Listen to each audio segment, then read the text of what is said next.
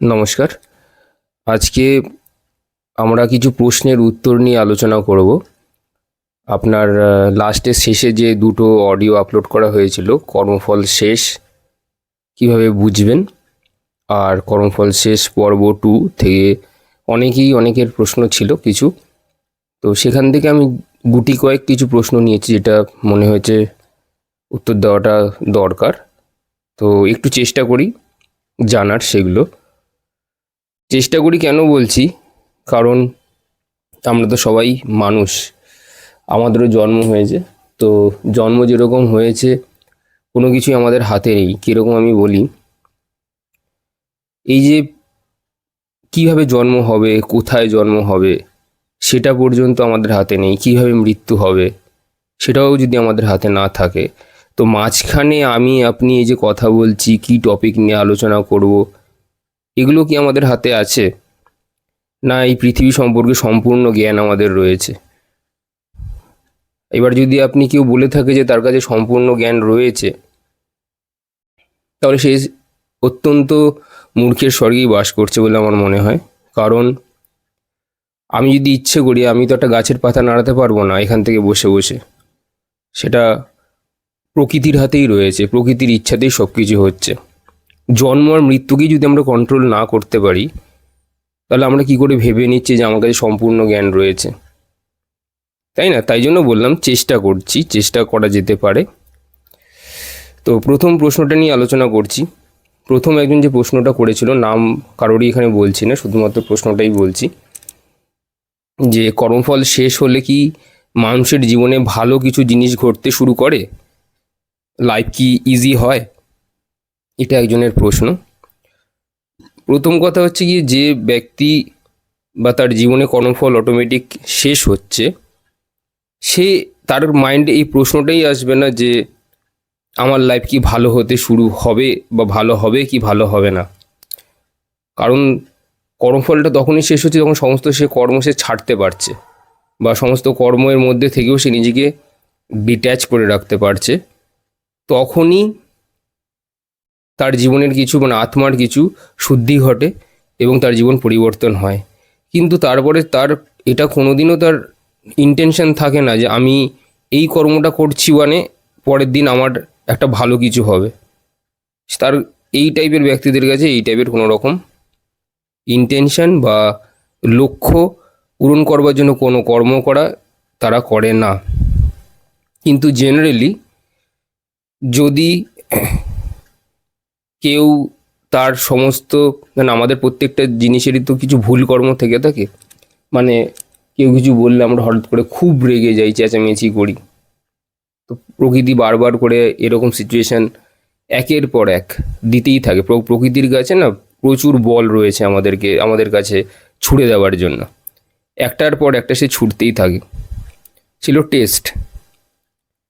আপনি একদিন রেগে গেছেন আপনার মায়ের সাথে, তারপর আপনি নিজেকে প্রমিস করলেন যে আমি আর রেগে যাব না। হবে কি, এবার তো আপনি প্রমিস করলেন, এবার আপনি ভুলেও গেলেন। এমন একদিন আবার এমন একটা কিছু হবে যে আপনি আবার আপনার মায়ের সাথে চেঁচামেচি করছেন, সেও রেগে যাচ্ছে, আপনিও রেগে যাচ্ছেন। তো আপনি যদি মনে করেন যে এটা হয়ে যাবে, ওটা হয়ে যাবে ইচ্ছে করলেই, তাহলে এটা একটু কঠিন ব্যাপার। ওরকম হয় না। আপনি যেদিনকে ভাববেন যে আমি এই ব্রতটা পালন করবো, ধরুন ব্রহ্মচর্য ব্রতটা পালন করছি, এবং আপনার মনে এটা নিয়ে বেশ অহংকার রয়েছে যে কি এমন আমি কাজ করে ফেলছি, আপনারই আগে সর্বনাশ হবে। তো এই ইন্টেনশনগুলোকে যদি ছাড়তে পারেন যে কি ভালো হবে আর কি খারাপ হবে, তাহলে দেখবেন অটোমেটিক সত্যি কথা বলতে ভালোই হবে। এটা গেল প্রথম প্রশ্নের উত্তর। দ্বিতীয় প্রশ্নটা করছে কর্মফল শেষ হয়ে গেলে কি মানুষের মৃত্যু হয়? হ্যাঁ, অবশ্যই। আপনার যদি সমস্ত কর্মফল যদি শেষ হয়ে যায়, তাহলে তো আপনি তো এই বডি তো ছেড়ে তো আপনাকে দিতেই হবে। তাহলে এবার প্রশ্নটা করা ঠিক হয়নি, কারণ আর একটা প্রশ্ন জুড়তে হতো এটার সাথে, যে তাহলে মানুষ যদি মুক্ত হয়ে যায় তাহলে কি সেই বডিতে থাকতে পারে? হ্যাঁ, তাহলে সে বডিতে থাকতে পারে। সেটা একমাত্র কোনো এক যোগীর পক্ষেই সম্ভব। কারণ আপনি দেখবেন অনেক আমাদের ইতিহাসে উদাহরণ আছে যে অনেকেই 30 বছর পরে মারা গেছে, অ্যাক্সিডেন্টে নয়, এরকম সাধনা করতে করতে মারা গেছে, বা বিশেষ কোনো কারণে তার কাজ শেষ হয়ে গেছে, তার আয়ু অতটুকুই ছিল, তারপরে সে মুক্তিও মানে সে এখান থেকে সে মুক্ত হয়ে গেছে। মুক্ত মানে ফ্রি, মানে যার আর কিছু বাকি নেই, ভালো মন্দ কিছু বাকি নেই, তাহলে তো মৃত্যু হবেই। কর্মফল যদি আপনি যদি ভালো মন্দই সব কিছুকেই যদি শেষ করতে থাকেন, তাহলে আপনার মৃত্যু অবশ্যই হবে। এবার তাহলে হচ্ছে কোন ব্যক্তির মৃত্যু হবে না?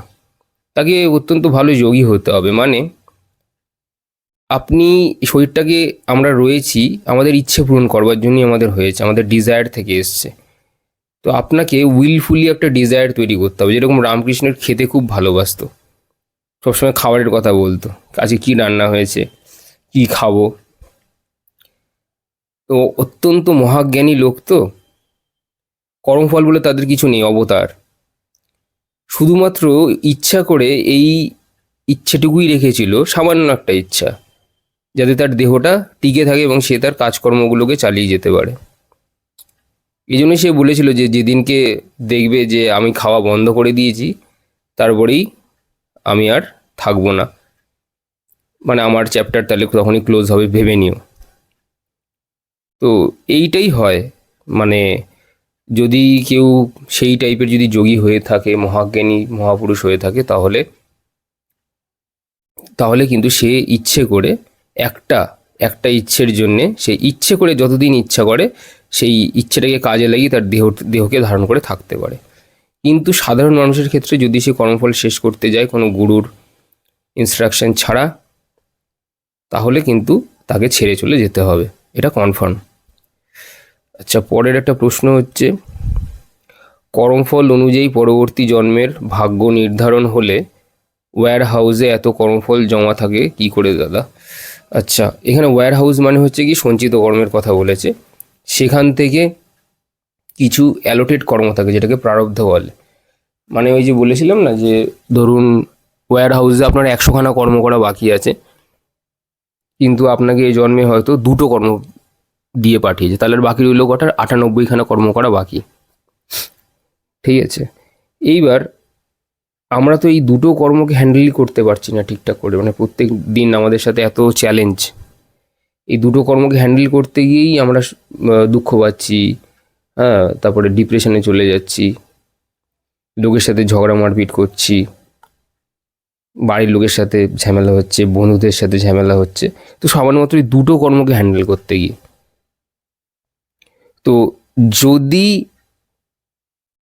ওয়্যার হাউস থেকে আপনার কাছে সমস্ত কর্ম যদি একবারে যদি ঢেলে দেওয়া হতো, তাহলে দেখা যেত আপনি প্রত্যেক জন্মে আবার আবার করে ফিরে আসতেন, মানে কোনো কর্মকেই ভালোভাবে করতে পারতেন না। মানে এরকম আমাদের হয় না, ধরুন কোনো একটা অফিস আছে, প্রচুর কাজ আছে, 100 জনের কাজ যদি আপনাকে একটা লোককে দিয়ে করানো হয়, তাহলে সে কী হবে?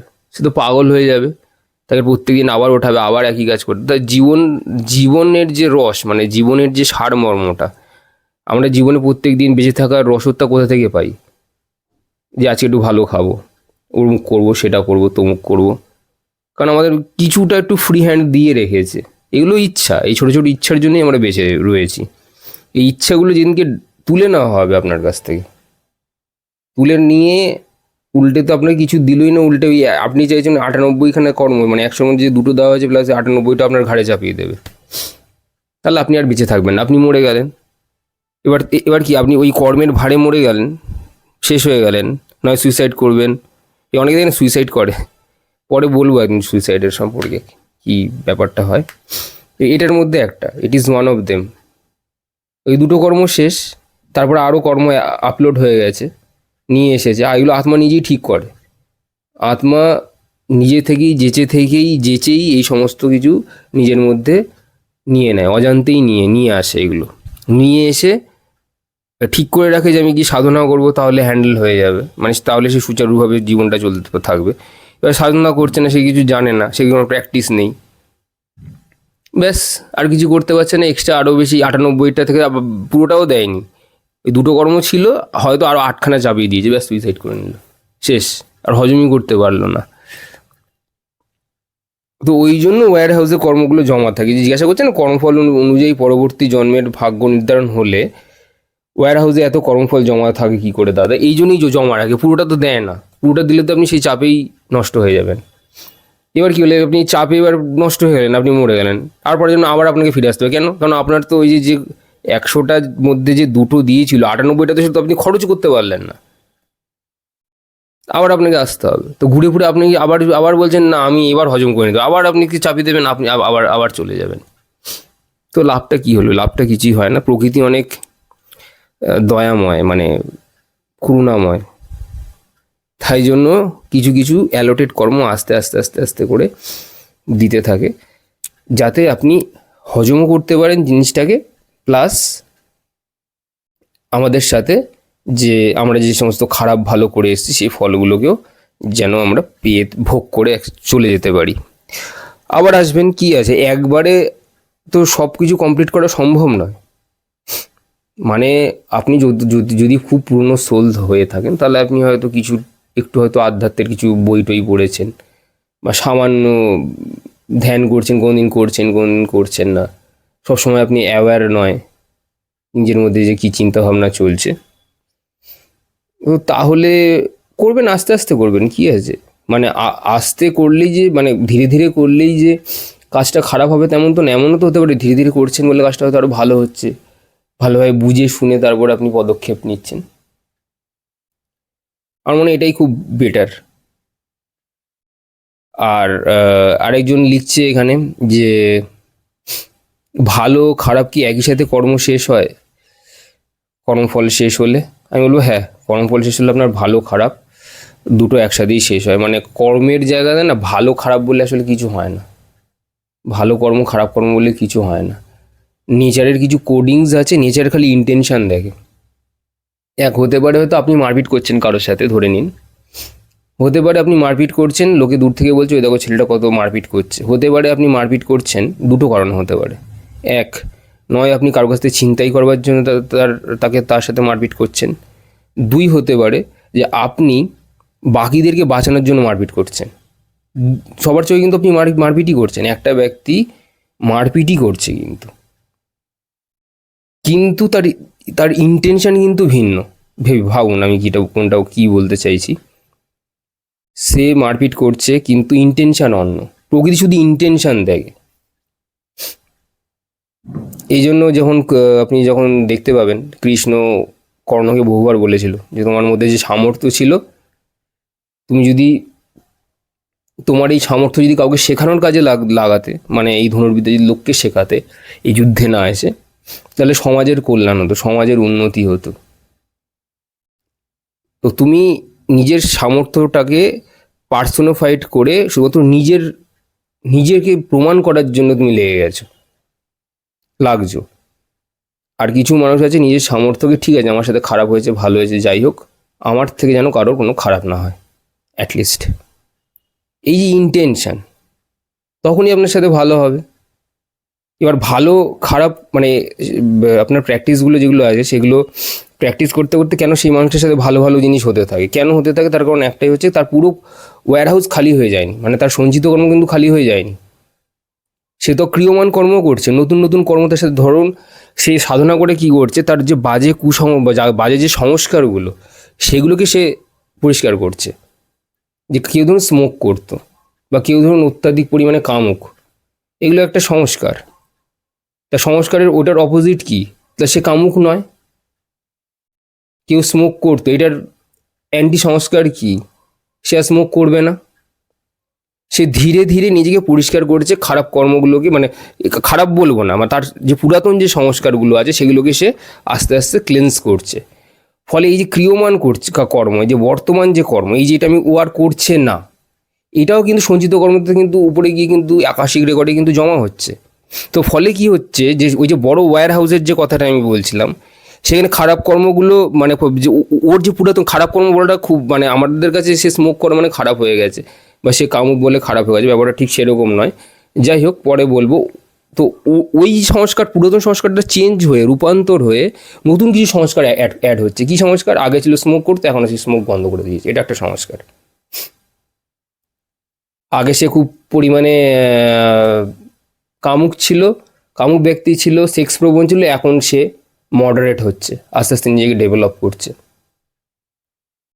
তো সঞ্চিত কর্ম মধ্যে কী হচ্ছে, ওর নতুন সংস্কারগুলো পুরাতন সংস্কারগুলো মরে গিয়ে নতুন সংস্কারে কনভার্ট হচ্ছে, রূপান্তর ঘটছে। কোনো কিছুরই মৃত্যু হয় না, এই জগৎ সংসারে কিছুর মৃত্যু নেই, সব কিছুর রূপান্তর হয়।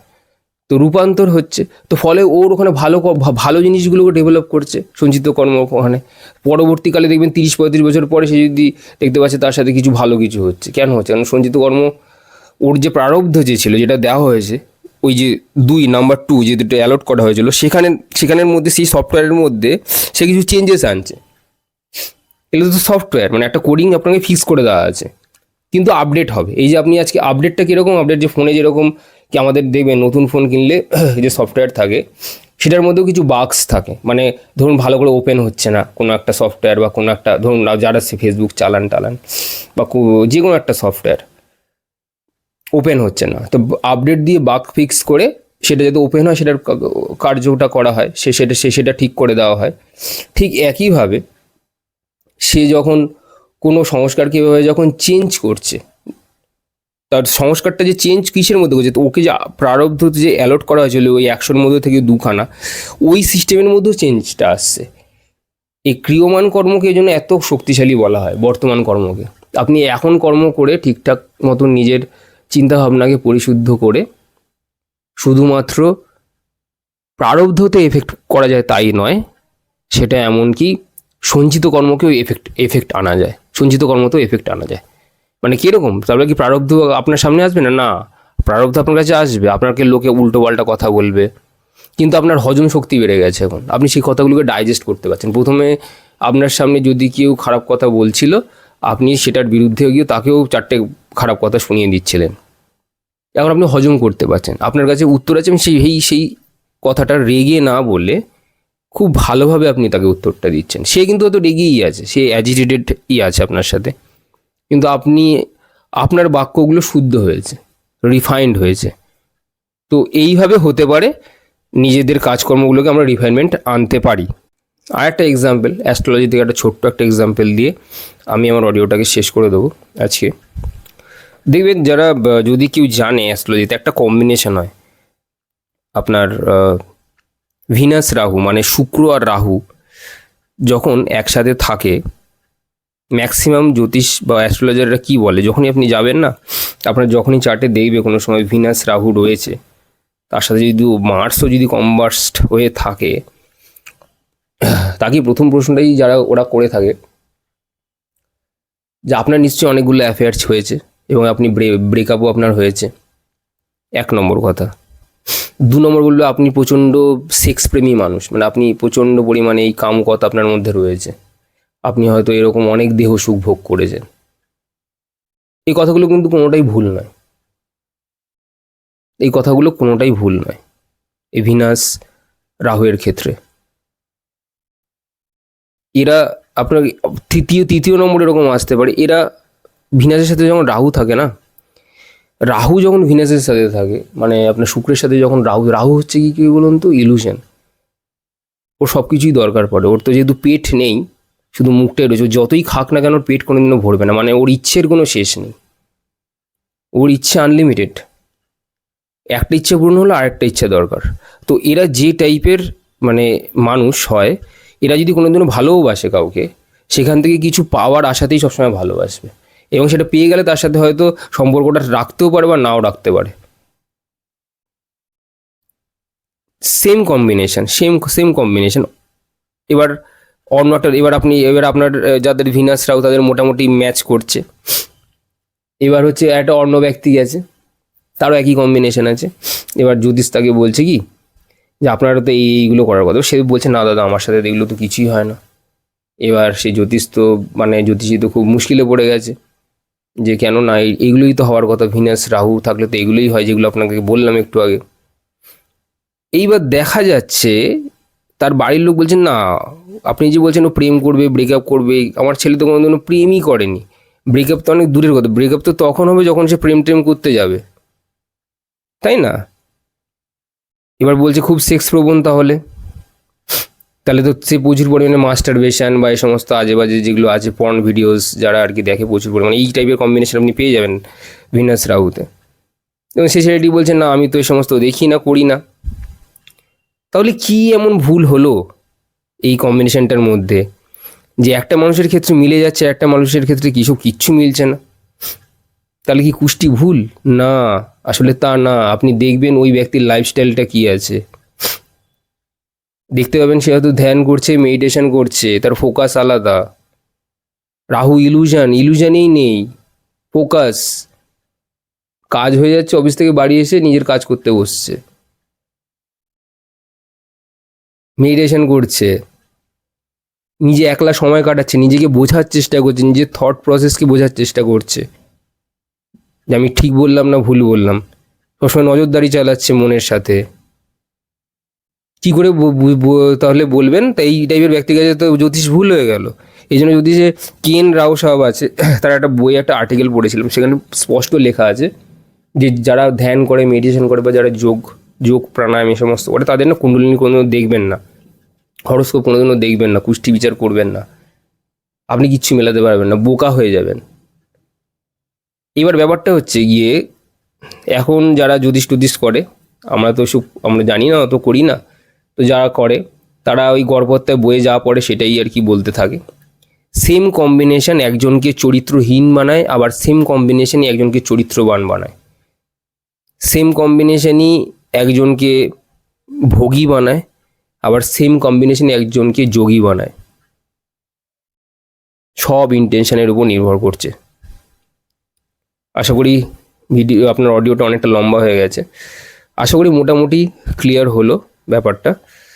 আবার অন্য দিন অন্য কিছু নিয়ে বলবো। নমস্কার, ধন্যবাদ।